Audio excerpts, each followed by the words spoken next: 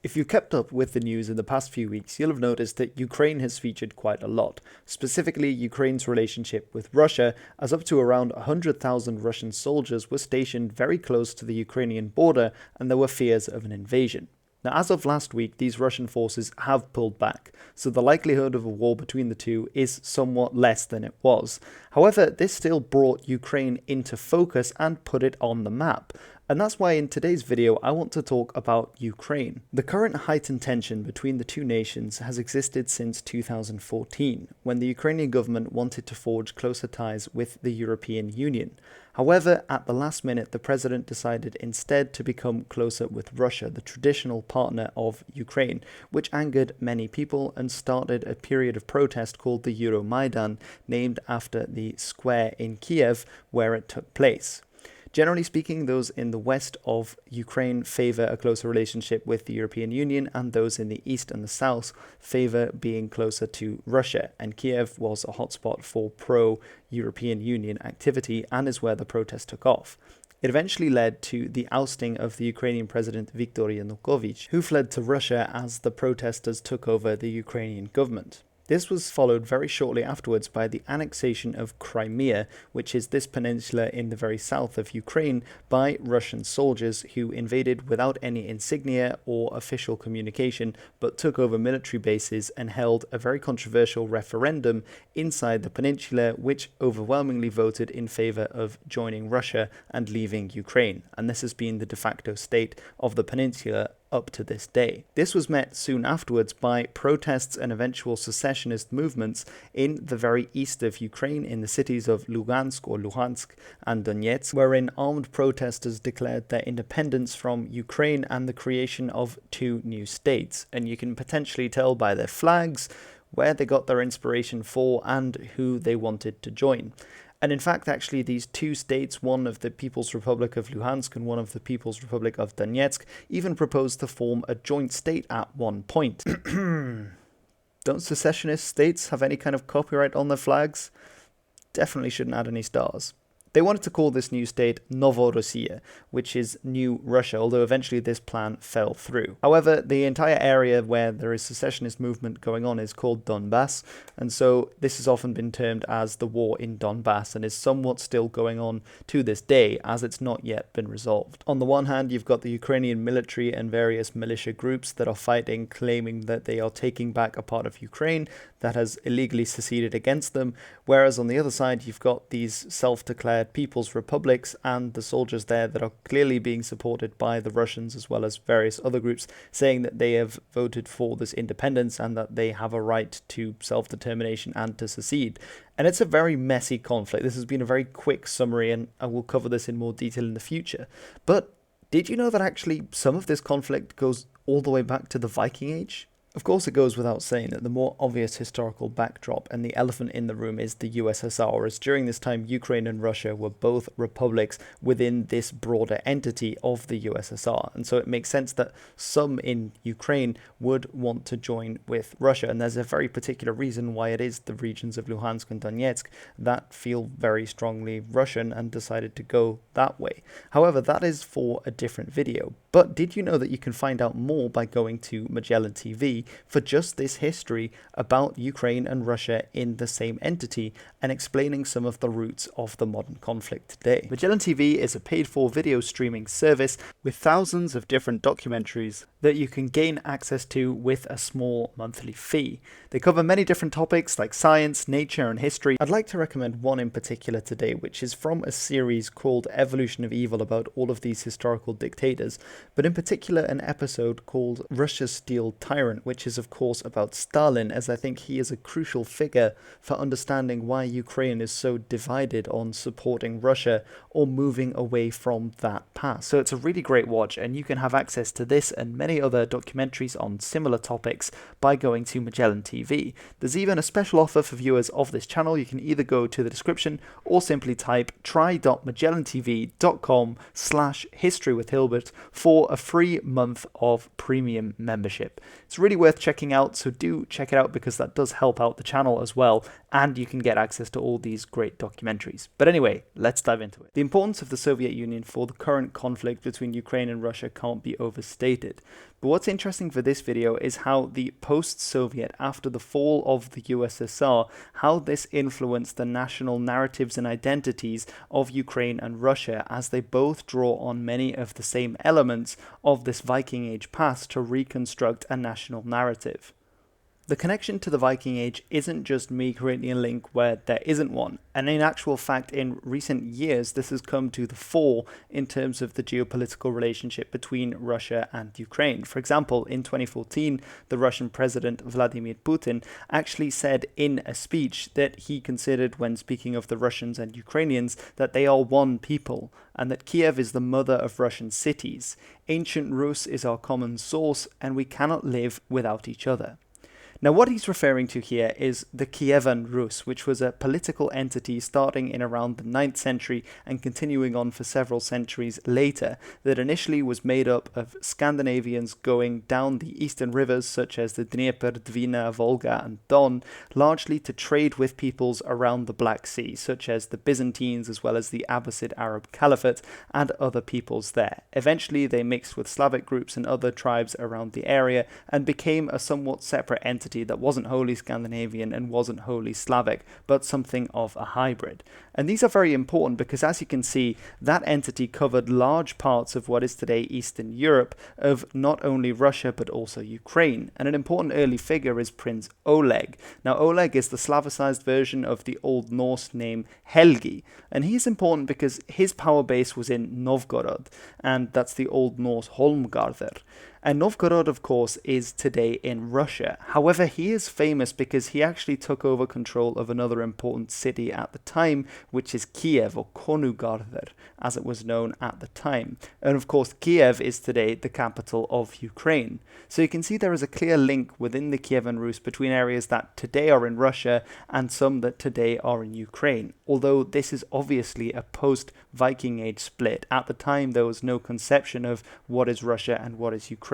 And this can be seen in the name, the Kievan Rus. You have both the element of Kiev, a very important city and what some might consider the capital of this very loose entity, as well as the Rus part. And this, of course, the Rus is today found in the country names of Russia and Belarus, both of which looked back to this period of the Viking Age for their national narrative and where they initially got the name for their nations from.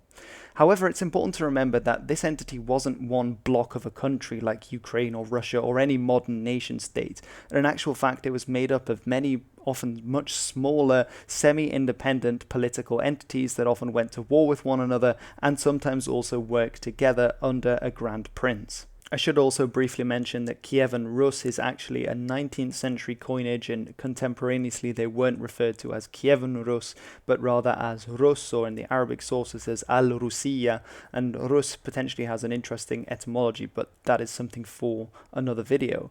But in any case, this is a link between the modern nation states of Ukraine and Russia. They did form part of a connected entity, although as you could see from that map, there were many often infighting and separate and very much fractionated political entity rather than being a modern nation state, which is what Putin implies by saying we are the same people.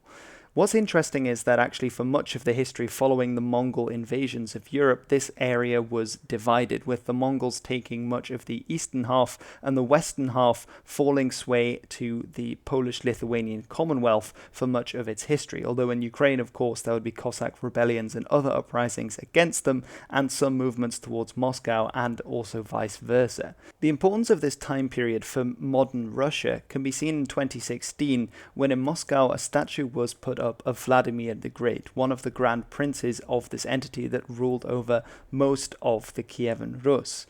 And actually you can see in this picture that it's been built right outside the Kremlin, so the heart of government inside Moscow. So clearly this is a very big deal, and you can see Putin giving a speech. And as part of this speech, Putin said that Vladimir the Great laid the moral foundation on which our lives are still based today. It was a strong moral bearing, solidarity and unity which helped our ancestors overcome difficulties and win victories for the glory of the fatherland, making it stronger and greater with each generation. What's interesting about this is both the high regard in which Vladimir is still held in Russia over 1,000 years after he converted to Christianity, which is what all the moral bearing and solidarity and unity is about in Putin's speech, but also that actually another statue of his very similar exists, but this one is in Kiev, so in the capital city of Ukraine, and has stood there since 1853, again overlooking one of the rivers which the Rus actually sailed down on their way to trade, and a city which was made the capital under Vladimir the Great. And this is very interesting because actually the president of Ukraine in 2016, when Putin put up the statue in Moscow, actually responded to this. And this was a bit of a scandal in Ukraine at the time because he said that in Russia they had nothing to do with the Kievan Rus apart from the Moscow horde. So this is again referring to the later Mongolian period of history when the Mongols took over the city of Moscow, which was only founded in the 12th century, so after Vladimir the Great. And this highlights very well that there's a discord between the official political narratives of the history in both Ukraine and in Russia, with those in Ukraine being angered that the official Russian narrative is to say that they are the successors of the Kievan Rus state and that this in some way gives them overlordship over the Ukrainians by claiming that Vladimir was the one who founded the Russian state, where in actual fact Vladimir had been based in Kiev and not further north in what is today Russia. This is very interesting because after the dissolution of the USSR, many of these post-Soviet states in Eastern Europe had to decide what their new national narrative was going to be. For some states, such as those in the Baltic and for Poland, there was already a well-established history with conquests and empires and national stories. But for countries like Ukraine and Belarus, this was a little bit more tricky. And both of these have, in recent years since the fall of the Soviet Union, looked to the past and to the Kievan Rus as part of their identity and as part of a somewhat different identity to Russia, although especially Ukraine has gone much further in arguing that actually Kiev and so Ukraine was the center of this political entity as opposed to Russia. In Ukraine, for example, on the banknotes of the 1 hryvnia note, you can see the Grand Prince Vladimir the Great, and on the 2 hryvnia note, you can see the Grand Prince Yaroslav the Wise, both of them Rus princes on money that's being used every day in Ukraine. Prince Vladimir especially is an important character to look at. His name in Old Norse, by the way, was Valdemar, although by his time of around 1000, they were probably no longer speaking Old Norse and were quite thoroughly Slavicized. And of course, Vladimir is clearly a Slavic name, because he links us back to Crimea and the Russian invasion of Crimea. And this is because Crimea is the place in which he converted to Orthodox Christianity when he was deciding which religion to adopt. Until then, they had still been following what was probably a Slavic pantheon of the gods, but he decided that he was going to convert to one of the major religions, be it Judaism or Catholic Christianity or other branches of Christianity or Islam. And in the end, he chose to convert to Eastern Orthodox Christianity. And he did so in Crimea, probably in one of the Greek colonies there, as the Greeks were also Orthodox. And this makes Crimea incredibly important, and Putin has even compared Crimea for Eastern Orthodox people to what the Temple Mount is to other religions in Jerusalem. So clearly a very important deal. We also know that the Eastern Orthodox faith is very important both to Putin and to this new non-Soviet image of the Russian Federation following the collapse of the USSR. And so Crimea is both important in a religious sense because this is, well, where Eastern Orthodoxy for the Russian people, if they were tracing it back to the Kievan Rus, started, as well as in, of course, an ethnic sense in his argument that there were many ethnic Russians living in Crimea and that it had been a part of Russia until 1954. And so this all adds into the narrative surrounding Russia's justification for the annexation of Crimea. Whether it actually was justified or not is an entirely different question, by the way, before everyone hammers away in the comments. This is just looking at the mindset and the connection to the conversion of Vladimir to Orthodox Christianity and how this makes Crimea a very important point. This might also have played an important role alongside general anti-Russian sentiment in much of Ukraine in 2019 with the creation of an independent Orthodox Church of Ukraine, as beforehand the Orthodox Church had fallen under the jurisdiction of that in Moscow and the Patriarch there of the Eastern Orthodox Church. But now it has its own entity that is rapidly gaining ground in Ukraine at the cost of the Russian-based church in Ukraine, as they both follow the Orthodox religion. And this is part of why Putin sees Ukrainians and Russians as the same, as this is a central tenet of this idea of the Russian world initially, that they both follow the Orthodox religion and they had both come from the Kievan Rus. This creation of a new Ukrainian Orthodox Church again is an attempt to take back some of this history and to recreate the narrative around the Kievan Rus and Vladimir, as ultimately it was in Ukraine that this had occurred. And this follows a trend from 1991 and Ukraine's independence onward, in which Ukraine seeks to look westwards, largely speaking, that is, politically, rather than eastwards towards Russia and towards the other countries that were in the Soviet Union.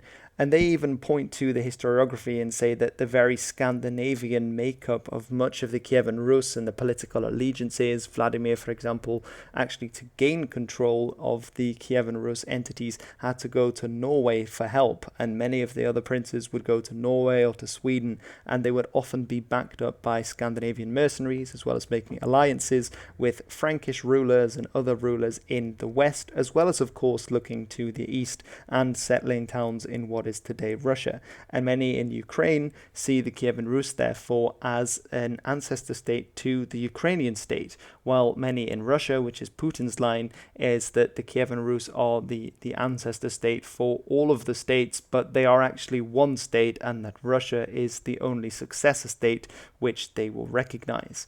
And this is a very interesting story, and actually this is only the latest chapter in how the Kievan Rus and these Varangians, as they're sometimes called, have been interpreted. As in the USSR, the official line that was in keeping with the sort of communist ideology at the time, and actually sort of leans more towards a nationalist ideology, was that there were far more Slavic influence, and that actually the Scandinavian element of the Kievan Rus was actually a later invention by Germanic peoples to try and gain an upper hand over the Slavs and to paint the Slavs as backwards. And actually this is exactly the opposite narrative to what was being put forward in Nazi Germany at the time and by other people with quite unsavory views, who actually posited that it was all the Scandinavians that had come to Eastern Europe that brought all the kind of civilizing factors into Eastern Europe, and that the Slavs played really no part in this or were actually just slaves to them.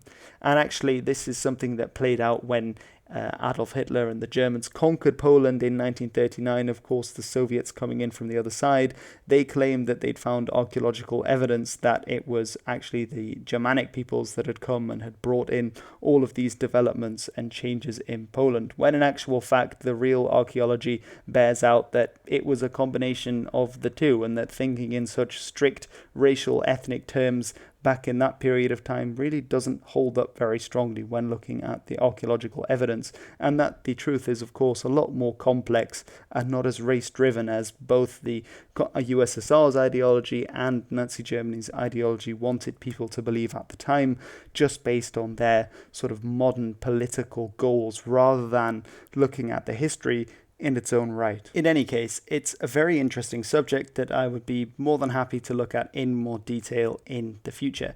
If you're interested in this, please do leave a comment behind. Let me know what you thought about this video. It's been a little bit all over the place, but it's the first one I'm recording for about 2 months, so I might be a little bit out of practice as I have just finished my exams at Cambridge, so I've been a little bit preoccupied, but I have got some new things on the way. Do let me know if you did indeed find this interesting, and I always love to see what conversations are going on in the comments. I do just ask that you keep it respectful, keep it, kind and informed discussion if at all possible. Memes are always welcome, however, and yeah, I'll be greatly looking forward to that. This is a really interesting topic. So if you would be interested in me looking at this kind of debate that I hinted at with sort of the Second World War politics and 1930s politics, you've got a point of view called the Normanism and anti-Normanism, and arguing over which race had more of an influence on the political designation that was there and all this kind of thing, then do let me know in the comments and I would be happy to dedicate a video to that. Thank you again for watching this video, and I hope you all have a really nice day. I've been Hilbert, and this has been The History.